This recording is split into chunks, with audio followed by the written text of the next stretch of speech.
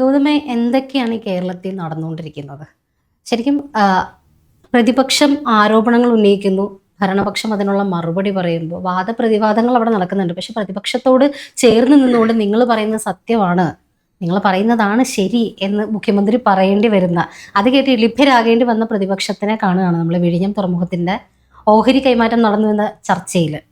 അതായത് പ്രതിപക്ഷം പറഞ്ഞുകൊണ്ടേയിരിക്കുന്നു അദാനിക്ക് ഓഹരി വിറ്റു എന്ന തരത്തിൽ പ്രചരണങ്ങൾ നടക്കുമ്പോൾ വി ഡി സതീശൻ ഇതിനെ എല്ലാ രീതിയിലും കവറപ്പ് ചെയ്തുകൊണ്ട് അദ്ദേഹത്തിന്റെ ചില മാസം മറുപടികളോടി വരികയാണ്. ശരിക്കും വിഴിഞ്ഞത്തെ ഈ ഒരു വിഷയത്തിൽ എന്താണ് സർക്കാരിന്റെ നടപടി, അല്ലെങ്കിൽ പ്രതിപക്ഷം പറയുന്നത് എന്താണ്, സർക്കാരിന്റെ മറുപടി എന്താണ്? പ്രതിപക്ഷത്തിന്റെ ഭാഗമാണ് എന്ന് പറഞ്ഞുകൊണ്ട് ഇപ്പം പലരും മറ്റു ചില ആരോപണങ്ങളും ഉന്നയിക്കുന്നുണ്ട്. അതായത് അദാനിയിൽ നിന്ന് വി ഡി സതീശൻ 2000 കോടി രൂപ കമ്മീഷനായിട്ട് കൈപ്പറ്റിയിരിക്കുന്നു. അതിന്റെ അടിസ്ഥാനത്തിലാണ് യഥാർത്ഥത്തിൽ 49%, അതായത് 13,220 കോടി രൂപ വരുന്ന ഈ ഓഹരികൾ കൈമാറ്റം ചെയ്തിരിക്കുന്നത് എന്നാണ് സമൂഹ മാധ്യമങ്ങളിൽ വി ഡി സതീശനെതിരെ, മുഖ്യമന്ത്രിക്കെതിരെ വരുന്ന ആരോപണം. 2000 കോടി രൂപ അദാനിയിൽ നിന്ന് വി ഡി സതീശൻ കൈപ്പറ്റിയിരിക്കുന്നു എന്ന്. എന്തായാലും അതുമൊക്കെയായി ബന്ധപ്പെട്ടുള്ള കാര്യങ്ങൾ വരും ദിവസങ്ങളിൽ തെളിയേണ്ടതാണ്. അത്തരം ആരോപണങ്ങളൊക്കെ ശരിയാണെങ്കിൽ, എന്തായാലും അത് സത്യമാണെങ്കിൽ തെളിയട്ടെ എന്നാണ് പറയാനുള്ളത്.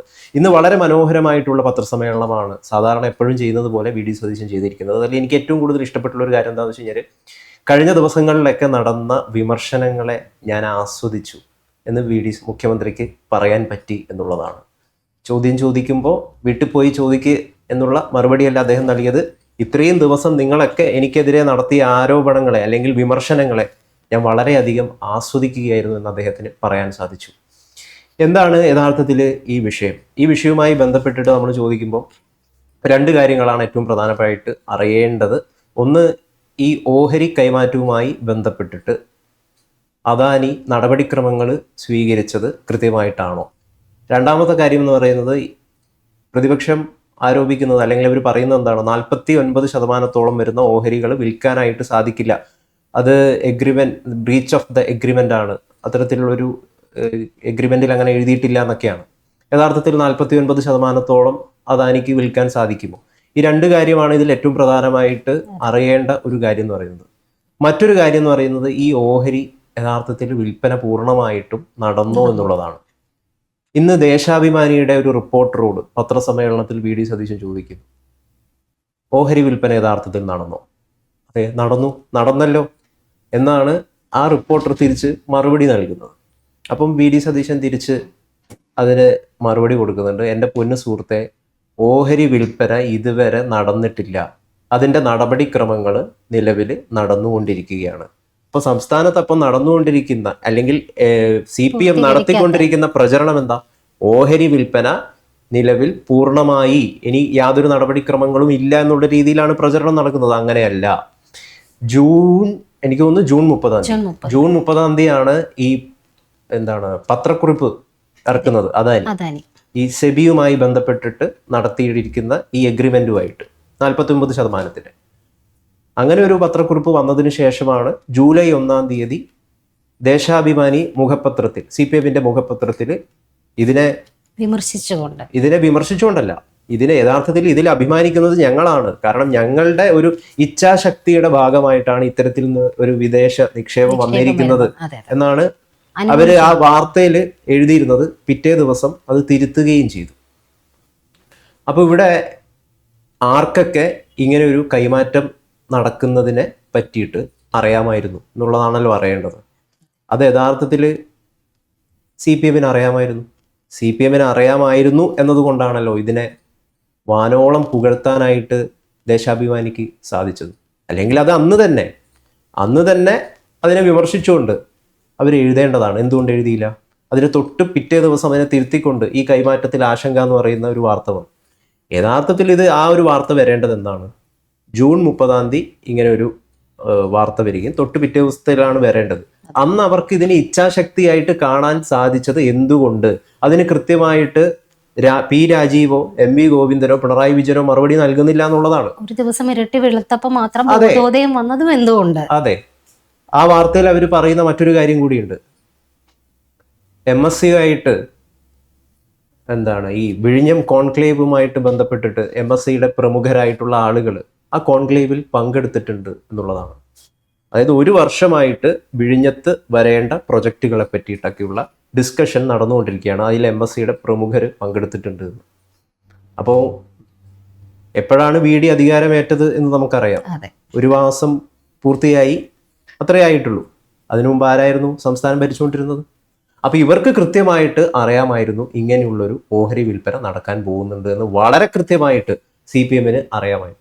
അങ്ങനെ അറിയില്ല എന്ന് പറഞ്ഞുകൊണ്ടുള്ള നാടകമാണ് ഈ പ്രതിപക്ഷം ഇപ്പം നടത്തിക്കൊണ്ടിരിക്കുന്നത്. കൃത്യമായിട്ടും ഇത്തരത്തിലുള്ളൊരു നാടകമാണ് നടത്തിക്കൊണ്ടിരിക്കുന്നത്. നമുക്കറിയാലോ, LDF ഈ വിഴിഞ്ഞം പദ്ധതി കടൽ കൊള്ളയാണ് എന്ന് എഴുതാൻ എന്തൊരു ഉത്സാഹമായിരുന്നു ഇവർക്ക്.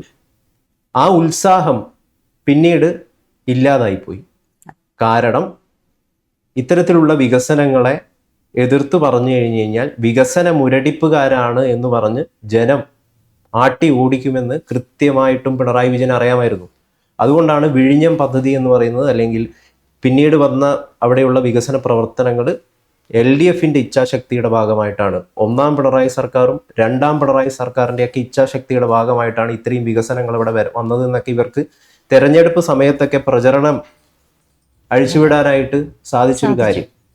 ഉറപ്പായിട്ടും അത് വിഴിഞ്ഞത്തിന്റെ ഉദ്ഘാടന ചടങ്ങുകൾക്ക് മുന്നോടിയായിട്ടുള്ള മീറ്റിങ്ങുകളിൽ പോലും, അതായത് ഹയർ അതോറിറ്റീസ് മാത്രം പങ്കെടുക്കേണ്ട മീറ്റിങ്ങിൽ പോലും പിണറായി വിജയൻ എന്ന് പറയുന്ന അന്നത്തെ മുഖ്യമന്ത്രിയുടെ കൊച്ചുമകൻ അടക്കം കുടുംബസമേതം ഇരുന്നുകൊണ്ട് അത്തരം ഒരു ഒഫീഷ്യൽ കാര്യങ്ങൾ മാത്രം സംസാരിക്കുന്ന, രാജ്യസുരക്ഷയെ പോലും ബാധിക്കുന്ന, പ്രധാനമന്ത്രി വരാനിരിക്കുന്നതാണ്, അതടക്കമുള്ള കാര്യങ്ങൾ ചർച്ച ചെയ്യുന്നിടത്ത് കമലേച്ചിയും മകളും കൊച്ചുമകനും അടക്കം ഇരുന്നുകൊണ്ടാണ് കടൽക്കൊള്ള. അന്ന് തുറമുഖ മന്ത്രിയായിരുന്ന വാസവൻ ഗൗതം അദാനിയെ പുകഴ്ത്തുകയായിരുന്നു ചെയ്യുന്നത്. കേരളത്തിന്റെ ഒരു പങ്കാളിയാണ് അദാനി.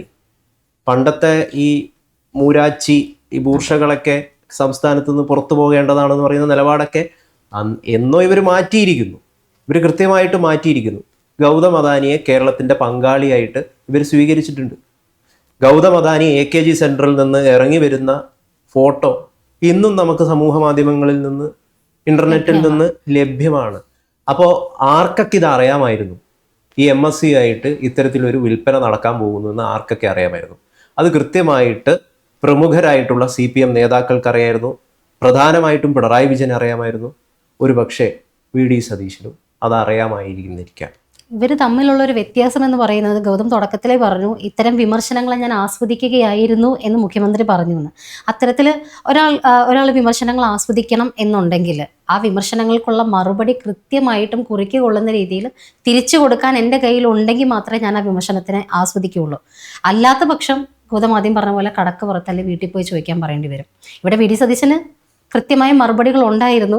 ആ വിമർശനങ്ങളെ ആസ്വദിച്ചത് അതുകൊണ്ട് തന്നെയാണ്. ഇപ്പൊ പത്രക്കാരുടെയൊക്കെ വായടച്ച് കൊടുക്കാനുള്ള മറുപടിയായിട്ട് തന്നെയാണല്ലോ VD ആളുകളെ കണ്ടത്. വേറൊരു അർത്ഥത്തില് ഞങ്ങൾ നിങ്ങൾക്കൊപ്പമാണ്. ആർക്കൊപ്പം? പ്രതിപക്ഷത്തിനൊപ്പമാണ്. പ്രതിപക്ഷത്തിന്റെ കൺസേൺ മുഖ്യമന്ത്രിയായ ഞാൻ പരിഗണിച്ചിരിക്കുന്നു എന്നാണ് VD ഇന്ന് പത്രസമ്മേളനത്തിൽ പറഞ്ഞത്. എങ്ങനെയാണത് പറഞ്ഞത്? അദ്ദേഹം പറഞ്ഞു, ഈ ജൂൺ 30-ാം തീയതി ഇങ്ങനെ ഒരു വാർത്ത വന്നതിന് ശേഷം, ഈ എഗ്രിമെന്റുമായി ബന്ധപ്പെട്ടുള്ള അദാനിയുടെ പത്രക്കുറിപ്പ് അതിന് വന്നതിന് ശേഷം കൃത്യമായിട്ട് ഞങ്ങളുടെ ആശങ്ക അറിയിച്ചിട്ടു. സംസ്ഥാന സർക്കാരിന്റെ അസംതൃപ്തി, കൃത്യമായിട്ട് ആ വാക്ക് അദ്ദേഹം ഉപയോഗിച്ചത്, അസംതൃപ്തി അവരെ അറിയിച്ചു. കാരണം ഇത് സംസ്ഥാന സർക്കാരിനോട് ചോദിക്കാതെയാണ് നിങ്ങൾ ഇത്തരത്തിലുള്ള ഇത് പോയിട്ടുള്ളത്, അതുകൊണ്ട് അത് തെറ്റാണ് എന്നുള്ളത്. അങ്ങനെ ഒരു അസംതൃപ്തി അറിയിച്ചതിന് ശേഷം അദാനി പ്രയറായിട്ട് ഈ അനുമതിക്കായിട്ടുള്ള കത്ത് ഞങ്ങൾക്ക് നൽകി, അല്ലെങ്കിൽ ഒരു ഇത് നൽകി. ആ നൽകിയതിന് ശേഷം ഇപ്പം നമ്മുടെ കയ്യിലാണുള്ളത്. എംപവർമെന്റ് ബോഡി ഇത് പരിശോധിച്ചുകൊണ്ടിരിക്കുകയാണ്, ഇവർക്ക് ഈ അനുമതി കൊടുക്കാൻ സാധിക്കുമോ എന്നുള്ളത്. അപ്പം നിലവില് ഓഹരി വിൽപ്പന നടന്നിട്ടില്ല. ഇപ്പം അനുമതി ചോദിച്ചുകൊണ്ട് അദാനി കത്ത് നൽകിയിട്ടുണ്ട്. അതിപ്പം പഠിച്ചുകൊണ്ടിരിക്കുകയാണ്. ഇതിൽ തന്നെ ഗൗതമി ഡേറ്റുകൾ തമ്മിൽ കൂട്ടി വായിച്ചു നോക്കും. ജൂൺ 30-ാം തീയതി അദാനി ഇത് പറയുന്നു. അദാനി അത് പറയണം എന്നുണ്ടെങ്കിൽ സർക്കാർ സമ്മതിച്ചിട്ടായിരിക്കും എന്ന് നമ്മൾ വിചാരിക്കുന്നു. പക്ഷെ ജൂൺ 30 അടുത്ത ദിവസം ജൂലൈ 1-ന് ഈ കാര്യം അറിഞ്ഞിട്ടില്ല എന്ന് പറഞ്ഞുകൊണ്ട് അസംതൃപ്തി രേഖപ്പെടുത്തിക്കൊണ്ടാണ് ഇപ്പോഴത്തെ സർക്കാർ കത്തയച്ചത്. പക്ഷെ അപ്പോ ഈ സർക്കാർ അറിഞ്ഞിട്ടില്ല, അത് സത്യമാണ്. പക്ഷെ അന്നത്തെ ദിവസം, അതേ ദിവസം പത്രക്കുറിപ്പ് എഴുതി ഇച്ഛാശക്തിയുടെ ഫലം എഴുതിയത് ആരാണ്? അപ്പൊ അവരറിഞ്ഞിട്ടുണ്ടായിരുന്നു എന്നുള്ളത് തന്നെയല്ലേ? തീർച്ചയായിട്ടും അറിഞ്ഞിട്ടുണ്ടായിരുന്നു. അനാവശ്യമായിട്ടാണ് പ്രതിപക്ഷം കുറച്ചുകൂടി, പ്രതിപക്ഷത്തിന്റെ എല്ലാ ബഹുമാനവും വെച്ചുകൊണ്ട് പറയുന്നത് കുറച്ചും കൂടി ക്രിയാത്മകമായിട്ട് പ്രവർത്തിക്കാനായിട്ട്, അനാവശ്യമായിട്ടുള്ള ആരോപണങ്ങൾ ഉന്നയിക്കുന്നതിന് പകരം കുറച്ചും കൂടി ക്രിയാത്മകമായിട്ട് പ്രവർത്തിക്കാൻ പിണറായി വിജയന് സാധിക്കണം എന്നുള്ളതാണ് പറയുന്നത്. old അല്ലെങ്കിൽ content ജനങ്ങൾ മാത്രമാണ്. ഒന്നാമത്തെ കാര്യം, നിങ്ങൾ വെറുത്തിരിക്കുന്നു. ജനം ഓൾറെഡി 10 വർഷത്തിന്റെ വെറുപ്പിന്റെ ഭാരം അവരുടെ ഉള്ളിലുണ്ട്. അപ്പം നിങ്ങൾ അതിലും മികച്ച രീതിയിൽ പ്രവർത്തിച്ചാൽ മാത്രമേ പ്രതിപക്ഷത്തെ സ്വീകരിക്കാനായിട്ട് കേരളത്തിലെ ജനം, അല്ലെങ്കിൽ LDFനെ CPM സ്വീകരിക്കാനായിട്ട് കേരളത്തിലെ ജനം തയ്യാറാകുള്ളൂ എന്നുള്ളതാണ്. ഇന്ന് വളരെ കൃത്യമായിട്ട് VD സതീശൻ പറഞ്ഞു, MSc വരുന്നതിനോട് നമുക്ക് യാതൊരു വിയോജിപ്പുമില്ല. സംസ്ഥാന സർക്കാരിന് വിരുദ്ധമായിട്ട് ഈ കരാറിൽ വ്യവസ്ഥകൾ ഉണ്ടാവരുത്. സംസ്ഥാന സർക്കാരിൻ്റെ എല്ലാ നിർദ്ദേശങ്ങളും പരിഗണിച്ചുകൊണ്ട് സംസ്ഥാനത്തിന് മുൻഗണന നൽകിക്കൊണ്ട് ഒരു കരാറ് വരികയാണെങ്കിൽ അതിനെ ഞങ്ങൾ പിന്തുണയ്ക്കും എന്നാണ് അദ്ദേഹം പറഞ്ഞിരിക്കുന്നത്. അദ്ദേഹം കുറച്ച് ദിവസങ്ങൾക്ക് മുമ്പ് സ്പഷ്ടമായിട്ടുള്ള ഒരു അഭിപ്രായമാണ്. അതെ, കുറച്ച് ദിവസങ്ങൾക്ക് മുമ്പ് പത്രസമ്മേളനം വിളിച്ച് അദ്ദേഹം പറഞ്ഞത് എല്ലാ കാര്യങ്ങൾക്കും സർക്കാരിനും വ്യക്തതയുണ്ട്, കേട്ടു നിൽക്കുന്ന ജനങ്ങൾക്കും വ്യക്തതയുണ്ട്. പ്രതിപക്ഷത്തിന് മാത്രം വ്യക്തത. ജനങ്ങളെ തെറ്റിദ്ധരിപ്പിക്കാനായിട്ട് പ്രതിപക്ഷം ഇറങ്ങി പുറപ്പെട്ടിരിക്കുക. അത് സമവാക്യം മാറുന്നതാണ് ഗൗതം.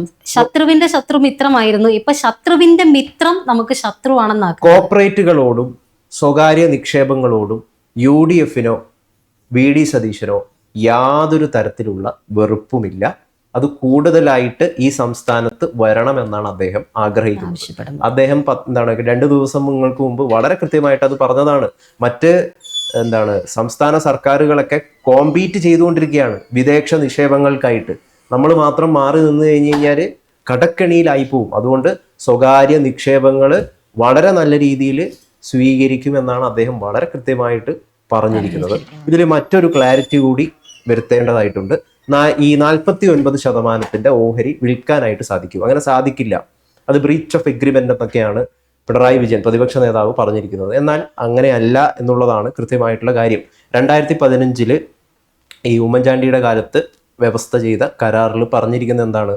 നിർമ്മാണ ഘട്ടത്തിൽ 25% വരുന്ന ഓഹരികൾ ആർക്ക് വേണമെങ്കിലും കൊടുക്കാമെന്നുള്ളതാണ്. ഈ പദ്ധതി ഒരു പൂർത്തീകരണത്തിലേക്ക് കൊണ്ടുപോകാനായിട്ട്. അദാനിയുടെ കയ്യിൽ പൈസ ഇല്ലെങ്കിൽ മറ്റ് ആളുകൾക്ക് വിറ്റുകൊണ്ട് ആ പൈസ അദ്ദേഹത്തിന് കണ്ടെത്താം. പിന്നീട് എന്താണ് കഴിഞ്ഞത്? ഈ നിർമ്മാണം പൂർത്തിയായതിനു ശേഷം മറ്റ് വികസന പ്രവർത്തികൾക്ക് വേണ്ടിയിട്ടും ഓഹരികൾ വിൽക്കാം.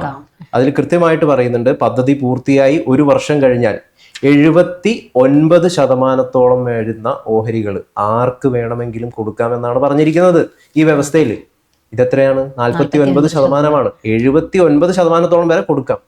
അപ്പൊ ഇതെങ്ങനെയാണ്? ഇത് നടപടിക്രമങ്ങൾ ലംഘിച്ചിരിക്കുന്നു, ബ്രീച്ച് ഓഫ് എഗ്രിമെന്റ് ആകുമെന്ന് മനസ്സിലാകുന്നില്ല എന്നുള്ളതാണ്. അതായത് പ്രതിപക്ഷത്തിന്റെ ഭാഗമെന്ന് പറഞ്ഞുകൊണ്ട് MV ഗോവിന്ദൻ അടക്കമുള്ളവർ വന്ന് പറഞ്ഞുകൊണ്ടിരിക്കുന്ന കാര്യങ്ങളൊക്കെ ഈ പറയുന്ന മുഖ്യമന്ത്രി തന്നെ അംഗീകരിക്കുകയാണ്. പിന്നെ എന്താണ് പ്രശ്നം? ജനങ്ങളെ പൊട്ടന്മാരാക്കുക എന്നുള്ളത് മാത്രമാണ് അവരുടെ, അല്ലെങ്കിൽ ജനങ്ങളെ തെറ്റിദ്ധരിപ്പിച്ചുകൊണ്ട് ഇങ്ങനെ വായി കൊള്ളാത്ത കുറെ കണക്കുകൾ നിരത്തിക്കൊണ്ട് ജനങ്ങളെ പൊട്ടന്മാരാക്കുന്ന ഇത്രയും വർഷത്തെ കാര്യങ്ങൾ ഇനിയും നടക്കുമെന്ന് കരുതരുത്. ഇന്നിപ്പോ പ്രതിപക്ഷം പറയുന്നത് പ്രയർ ആയിട്ട് അഗ്രിമെന്റ് വാങ്ങിയിട്ടില്ല.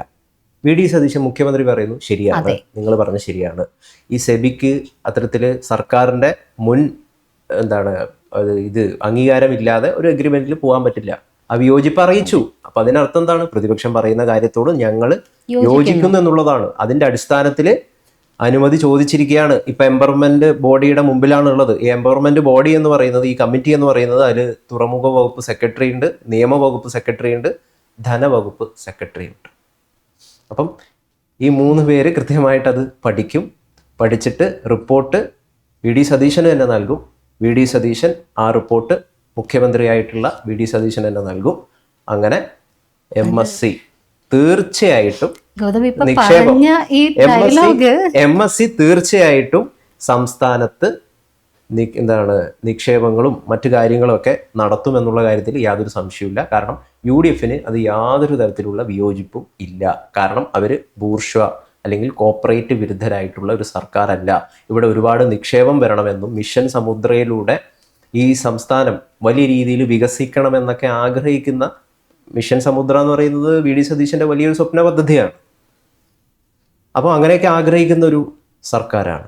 അതായത് ഗൗതം പറയുന്നത് പോലെ ഈ 3 സെക്രട്ടറിമാര് ഇത് കൊടുക്കണം എന്ന് പറയുന്നു. ഈ 3 വകുപ്പുകളുടെ തലവൻ ആരാണ് എന്നുള്ളത് കൂടി ഇവിടെ അടുത്ത വിവാദങ്ങൾക്ക് വഴിവെക്കുന്ന ഒരു കാര്യമാണ്.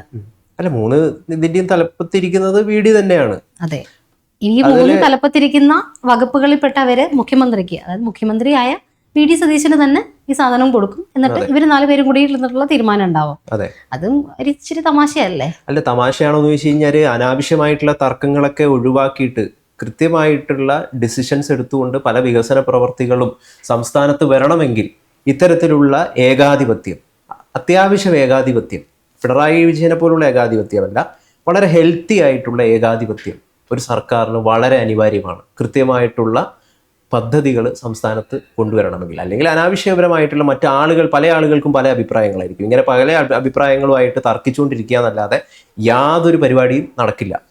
അപ്പോൾ ഈ ഒരു തന്ത്രം ഉണ്ടല്ലോ, ഈ ഒരു തന്ത്രം യഥാർത്ഥത്തിൽ അങ്ങനെയുള്ള തർക്കങ്ങളൊക്കെ ഒഴിവാക്കിയിട്ട് ഒരു ഡിസിഷൻ മേക്കിംഗ് ഒരാളിൽ കേന്ദ്രീകരിക്കാനായിട്ട് സഹായിക്കും എന്നാണ് ഞാൻ മനസ്സിലാക്കുന്നത്. ഞാനതിനെ അങ്ങനെയാണ് വിലയിരുത്തുന്നത്. അതുകൊണ്ട് ഇത് വളരെ നല്ല കാര്യമെന്നാണ് എൻ്റെ വ്യക്തിപരമായിട്ടുള്ള ഒരു അഭിപ്രായം എന്ന് പറയുന്നത്. പ്രത്യേകിച്ചും പ്രധാന വകുപ്പുകൾ, തുറമുഖ വകുപ്പ്, ധനവകുപ്പ്, നിയമവകുപ്പ്, ഇതിൻ്റെയും തലവൻ എന്ന് പറയുന്നത് മുഖ്യമന്ത്രിയായ VD സതീശൻ തന്നെയാണ്. പിന്നെ ഇതിൽ നിലനിൽക്കുന്ന ദുരൂഹത എന്ന് പറയുന്നത് എന്താണ്? LDF അല്ലെങ്കിൽ CPM ആരോപിക്കുന്ന ദുരൂഹത നമ്മൾ തുടക്കത്തിൽ പറഞ്ഞതുപോലെ 2000 കോടി രൂപ അത് CPMകാരാണ് ഞങ്ങൾ എന്ന് പറഞ്ഞുകൊണ്ട് മറ്റ് പലരും നടത്തുന്ന ആരോപണങ്ങളാണ്. 2000 കോടി രൂപ അദാനിയിൽ നിന്ന് VD സതീശൻ കൈമാറിയിരിക്കുന്നു. ആ ദുരൂഹത ചെന്നെത്തുന്നത് ഈ വോട്ട് എണ്ണലുമായി ബന്ധപ്പെട്ടിട്ട് അതിൻ്റെ 2-3 ദിവസങ്ങൾക്ക് മുമ്പ് മംഗലാപുരത്ത് VD സതീശൻ നടത്തിയ ഒരു യാത്രയാണ്. അദ്ദേഹം സഞ്ചരിച്ച ചാർട്ടേഡ് വിമാനമാണ്. ആ ചാർട്ടേഡ് വിമാനത്തിൽ കയറണമെങ്കിൽ വലിയ തുകയാണ് ടിക്കറ്റ് ചാർജ് എന്ന് പറയുന്നത്. ആ ടിക്കറ്റ് ചാർജ് ആരാണ് നൽകിയത്? അവിടെ പോയി അദ്ദേഹം കണ്ടത് ഈ അദാനി തന്നെ അദാനിയുടെ ഒരു പ്രധാനപ്പെട്ടിട്ടുള്ള ഉദ്യോഗസ്ഥനെയാണ് അന്ന് പോയിട്ട് VD സതീശൻ കണ്ടത്. ഇതൊക്കെ കണക്ട് ചെയ്തിട്ട് നോക്കുമ്പോഴാണ് ഇതിൽ ദുരൂഹത കൃത്യമായിട്ട് സംശയിക്കാൻ സാധിക്കുന്നത്. ഇവർ ആദ്യം പറഞ്ഞത് കൃത്യമായ കണക്കുകൾ വോട്ടെണ്ണലിന് മുമ്പ് തന്നെ ഇദ്ദേഹം പറയുകയും കൂടി ചെയ്തു. അതിനെയും കൂടി കണക്ട് ചെയ്ത് പറഞ്ഞായിരുന്നു. അതായത് അദാനിക്ക് അറിയാമായിരുന്നു, കേന്ദ്രത്തിന് അറിയാമായിരുന്നു, UDFന് അറിയാമായിരുന്നു എന്ത് UDF അധികാരത്തിൽ വരും, LDF പൊട്ടുമെന്ന്. പക്ഷെ ഈ പറഞ്ഞ LDFന് അറിയില്ലായിരുന്നു, അദാനി ഗ്രൂപ്പിന്റെ പ്രസിഡന്റ് ആയിട്ടുള്ള കിഷോർ അൽവയുമായിട്ടാണ് അന്ന് മംഗലാപുരം യാത്രയിൽ ഈ ചാർട്ടേഡ് വിമാനത്തിൽ പോയി ചെന്നിട്ട് അദ്ദേഹം കണ്ടത്. അതിൽ കൃത്യമായിട്ടും VD സതീശൻ ഇപ്പോഴും ഒരു മറുപടി നൽകിയിട്ടില്ല എന്നുള്ളതാണ്. അങ്ങനെ മറുപടി നൽകാത്തത് കൊണ്ടാണ് ഇത്തരത്തിലുള്ള ആരോപണങ്ങളും ദുരൂഹതകളും ഇപ്പോഴും നിലനിൽക്കുന്നത്. ആരാണ് കണ്ണൂർ ജില്ലാ സെക്രട്ടറി CPMന്റെ KK രാഗേഷ് ചോദിക്കുന്നത് പോലെ ആരാണ് ആ ചാർട്ടേഡ് വിമാനത്തിൻ്റെ പൈസ നൽകിയത്? VD സതീശൻ തന്നെ പോക്കറ്റിൽ നിന്ന് എടുത്ത് കൊടുത്തതാണോ?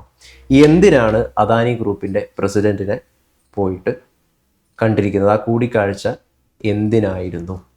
ഇതിനൊക്കെ കൃത്യമായിട്ടുള്ളൊരു മറുപടി വരും ദിവസങ്ങളിൽ വിമർശനങ്ങളെ ആസ്വദിക്കുന്ന, ഇഷ്ടപ്പെടുന്ന VD സതീശൻ നൽകുകയാണെങ്കിൽ ഈ ദുരൂഹത മാറിക്കിട്ടുമെന്നുള്ളതാണ്.